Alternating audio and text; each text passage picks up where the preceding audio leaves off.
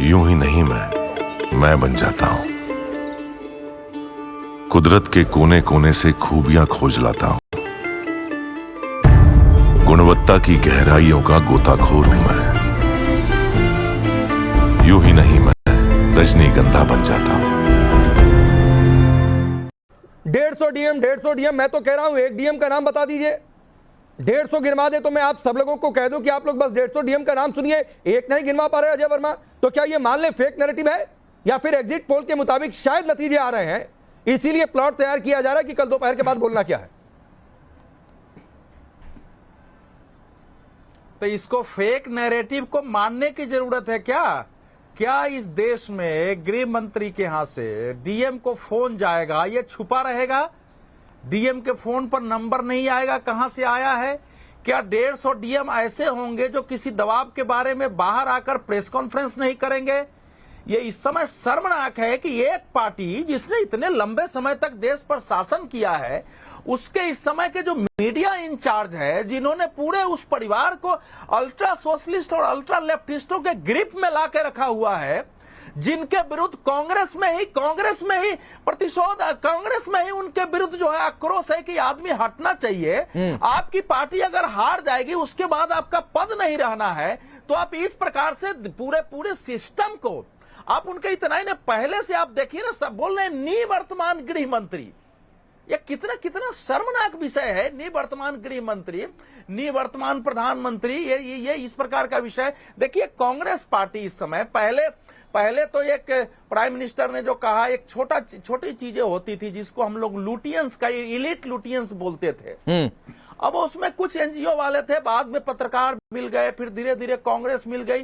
तो ये Khan market gang जो है, ये खान मार्केट गैंग इसमें देश में नैरेटिव सेट करता है सोशल मीडिया पर, और इसी प्रकार से अफवाह फैला करके उसको इशू बना करके और पूरे देश में दुर्गंध फैला रहा है। ये ठीक है, ये एक पत्रकार रहे हैं, उनको मैंने काम करते हुए देखा है अपने समय में। ये एक आदमी वहां बैठ के, नहीं ठीक है, अगर उन्होंने कहा है जिम्मेवारी है, आपने पूछा है, चुनाव आयोग ने कहा है कि हमको नाम बताएं, अब ये जयराम रमेश की जिम्मेवारी है कि वो सामने आकर के चुनाव आयोग के पास नाम दें। अगर नहीं देते हैं तो उनको स्वीकार करना पड़ेगा। राहुल कहते हैं कि हमको मीडिया हमको नहीं दिखाती। आज सारे अखबारों में राहुल गांधी की फर्स्ट पेज पर खबर है कि ये जो एग्जिट पोल है, ये मोदी का एग्जिट पोल है, सारे अखबारों पर है। नहीं, मोदी का एग्जिट पोल है, उनका वाला एग्जिट पोल 295 कहां से आ गया, इस पर जवाब नहीं दे रहे हैं उदय जी, मैं आऊंगा इसके साथ। लेकिन अब्बास भाई, दो बातें हैं। ये फेक नैरेटिव आपके साथी हैं, दो लड़के में से एक लड़के उनकी पार्टी की ओर से सेट किया जा रहा है। राम गोपाल कह रहे हैं कि 60 सीट जीत रहे हैं। भाई आपका ये कैलकुलेशन 60 तक कैसे पहुंचा? हमारे एग्जिट पोल को आप गलत बता दें। नंबर एक बात है। नंबर दो बात है, कह रहे हैं कफन बात कर निकल रहे हैं, कोई कह रहा है बत्ती गुल हो गई है। ये भाषा होती है क्या चुनावी नतीजों से एक दिन पहले की? देखिए राकेश जी, 24 घंटे में मुझे लगता है स्थिति स्पष्ट हो जाएगी। जनता अपना मत दे चुकी है और जनमत भारतीय जनता पार्टी के खिलाफ है। भारतीय जनता पार्टी के खिलाफ पूरे देश।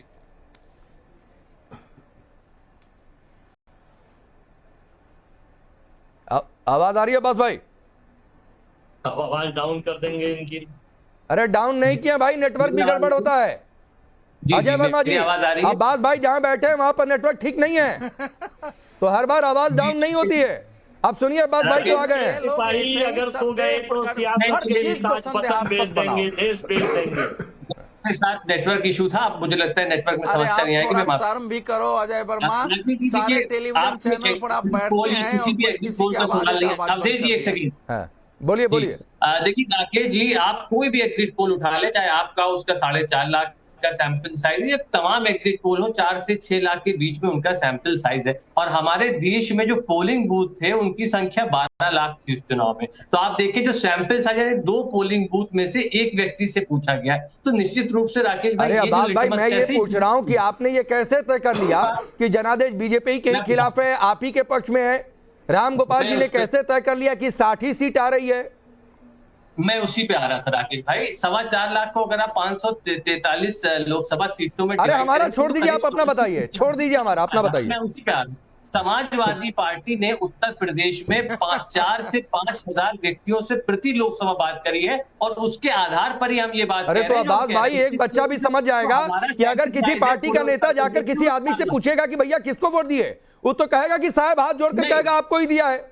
कभी कोई कहता है क्या किसी नेता को कि आपको वोट नहीं दिया, फलाने को जाकर दे दिया है? इस पार्टी की तरफ से नहीं, ये इंडिपेंडेंट तरफ से ऑटोनोमस तरीके से लोगों। अच्छा, तो आप वाला इंडिपेंडेंट हो गया, हमारा वाला इंडिपेंडेंट नहीं रहा। नहीं, आपका बहुत इंडिपेंडेंट है, लेकिन जो आपका सैंपल साइज है, हमारा सैंपल साइज उससे कई गुना ज्यादा है, इसलिए मैं ये बात कह रहा हूँ। दूसरी बात, 24 घंटे की बात है, 24 घंटे में स्पष्ट हो जाएगा। मुझे नहीं पता, मुझे इस बात की बिल्कुल जानकारी नहीं है कि ये जो एग्जिट पोल आ रहे हैं, इस पे सेंसेक्स पे क्या असर पड़ेगा, सट्टा मार्केट पे क्या असर पड़ेगा। लेकिन एक बात स्पष्ट है कि जो हमारे कार्यकर्ता हैं, जो हमारे वोटिंग, जो हमारे जो काउंटिंग एजेंट है, उनके मनोबल पे जरा सा भी असर नहीं पड़ेगा और वो पूरी निष्पक्षता के साथ। क्या मनोबल बनाने के लिए अखिलेश यादव कह रहे हैं बत्ती गुल कफन बांध लिया, युवा निकल जाएगा? आएंगे वो एकदम ईमानदारी से एकदम साफ आएंगे, जिसकी पूरी उम्मीद है। नहीं, मनोबल बनाने के लिए ही बोल रहे हैं क्या अखिलेश यादव? नहीं, बहुत ही देखिए, जो कल जिस प्रकार से भारतीय जनता पार्टी ने, हमने देखा चंडीगढ़ के चुनाव में जिस प्रकार से कैमरे के सामने उन्होंने धांधली कराई, कोर्ट के आदेश के बाद कैमरे लगे और उसके सामने धांधली कराई, तो निश्चित रूप से भारतीय जनता पार्टी कुछ भी कर सकती है। आप चंडीगढ़ जाकर रुक जाते हैं भाई, वो तो बैलेट वाला था, ईवीएम से हुआ है चुनाव, बैलेट वाला खेल नहीं हुआ है। आप समझिए, जिस बैलेट की आप वकालत करते रहते हैं कि इसी से चुनाव हो जाए। चलिए अजय वर्मा फिर आ रहा हूँ, डीएम का नाम गिनवाइए भाई, आज कुछ और सवाल नहीं करूंगा आपसे, मुझे डीएम का नाम चाहिए। देखिए, आप कहते हैं भाई बहुत ही जिम्मेदार व्यक्ति है, मुझे लगता है चलाते हैं। आप कहते हैं राहुल गांधी ने ये बोल दिया, देश के प्रधानमंत्री जब मंगलसूत्र छीनने की बात करते हैं। अरे छोड़िए ना देश के प्रधानमंत्री, छोड़िए भारतीय जनता पार्टी, आपके पार्टी के नेता, वरिष्ठ नेता है जयराम रमेश, और आपकी पार्टी के ही निकले हुए नेता कह रहे हैं कि मॉनिटर का चुनाव जो नहीं लड़ पाया, जीत पाया, वो क्या सवाल उठा रहे हैं। खैर मैं उधर नहीं जा रहा हूँ, डीएम का नाम गिनवाइए भाई, कल नतीजा आएगा, 8 बजे से गिनती शुरू है सुबह से। मुझे डीएम का नाम देश जानना चाहे कि किन डीएम को फोन किया है अमित शाह ने। उनसे कोई सवाल नहीं पूछ पाएंगे अपने अमित शाह से ना प्रधानमंत्री जी से। अरे आपसे जो पूछना है उसका जवाब दीजिए ना, मेरी चिंता छोड़ दीजिए कि मैं किससे क्या सवाल पूछूंगा नहीं पूछूंगा। हम तो आपको पिंजरे से कैद कराना चाहते हैं, जहां केवल आप। अच्छा, पिंजरे से कैद कराना चाहते हैं? पिंजरे से कैद कराना चाहते हैं? जी हाँ, 4 तारीख के बाद होगा, नहीं तो फिर आप फिर दोबारा कैद में चले जाएंगे। अरे अवधेश जी, क्या हो गया? पिंजड़े से आदमी मुक्त होता है, मैंने सुना था, ये अजय वर्मा कैद ही करा रहे हैं। मैं फिर कह रहा हूं कि भाई डीएम का नाम गिनवाइए, कुछ और मैं पूछूंगा ही नहीं। डीएम पर नहीं जा रहे, बाकी सब जगह चले जा रहे। होगा क्या अगर उनका बताइए। पिंजरे से स्वतंत्रता की जगह पिंजरे से कैद कराना बोल। अरे भाई अजय वर्मा जी, कितने बलात्कार। अरे भैया, आपको जो पिंजरा लगा हुआ है कि आपके मीडिया प्रभारी ने इतना बड़ा झूठ बोल दिया, उस कैद से निकल के थोड़ा सच तो बोलो कि कांग्रेस पार्टी ने झूठ बोला है। कोई कार्यवाही चुनाव आयोग ने नहीं की, कोई कार्यवाही चुनाव आयोग ने नहीं की। अगर नाम भी बता देंगे, करेगी चुनाव आयोग, नंबर भी दे देंगे, चुनाव आयोग तो जिस तरह से काम कर रहा है, चुनाव आयोग को कार्रवाई निश्चित करनी चाहिए, जयराम रमेश को नोटिस देना चाहिए। नहीं, चुनाव आयोग को जयराम रमेश जी को नोटिस देना चाहिए, उनको बुलाना चाहिए, अगर मौका मिले तो उनको सुप्रीम कोर्ट ले जाना चाहिए, पूछना चाहिए। चुनाव आयोग का एक ही काम हो सकता है इस समय। मैं तो टाइम्स नाउ नव भारत की ओर से एक पत्रकार होने के नाते चुनाव आयोग से मांग कर रहा हूं, आग्रह कर रहा हूं कि जयराम रमेश को वो एक नोटिस दे कि आप आइए, बताइए, कलम को गिरवी रखाए हैं, बिल्कुल वो आए, बताएं कि कहां से उनको सूचना मिली है और उनसे पूछताछ करें, जरूरत पड़े तो उनको कोर्ट में ले जाए। ऐसे नहीं चलेगा देश में कि आप लोगों ने पहले आंकड़ों की बात कर दी कि चुनाव आयोग ने इतने आंकड़े गड़बड़ कर दिए हैं, सुप्रीम कोर्ट में चुनाव आयोग को देना पड़ा है। अरे भाई, आपकी पुरानी पार्टी है, थोड़ी शर्म आनी चाहिए कि चुनाव आयोग की 3 बार आपको डांट पड़ चुकी है कि इस ढंग से हमारे बारे में गलतफहमी पैदा कर रहे हैं। अच्छा चलिए अवधेश जी, अजय वर्मा, चलिए अभी डीएम वाली बात छोड़ देते हैं। मुझे एक बात बताइए, अगर एग्जिट पोल के मुताबिक एग्जैक्ट पोल आ गया, कल का जो नतीजा आ गया, ये तो गजब हो जाएगा कि अकेले बीजेपी की जितनी सीट आ रही है उसका आधा जो है आपके गठबंधन को सीट आ रही है।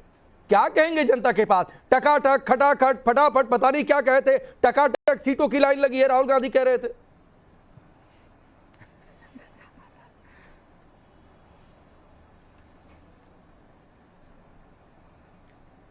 अरे अजय वर्मा बोलिए, आपकी आवाज दबी नहीं है, बोलिए भाई क्या हो गया? नहीं, आप मुझसे पूछ रहे, बताइए। आप ही से पूछा था। क्या बताओ, मेरे को सुनाई नहीं है, बताइए। अगर एग्जिट पोल के मुताबिक एग्जैक्ट पोल का नतीजा कल का आ गया तो क्या कहेंगे जनता से? टकाटक सीटों की लाइन लगी है, राहुल गांधी कह रहे थे, ये तो टकाटक फिर खत्म भी हो जाएगा।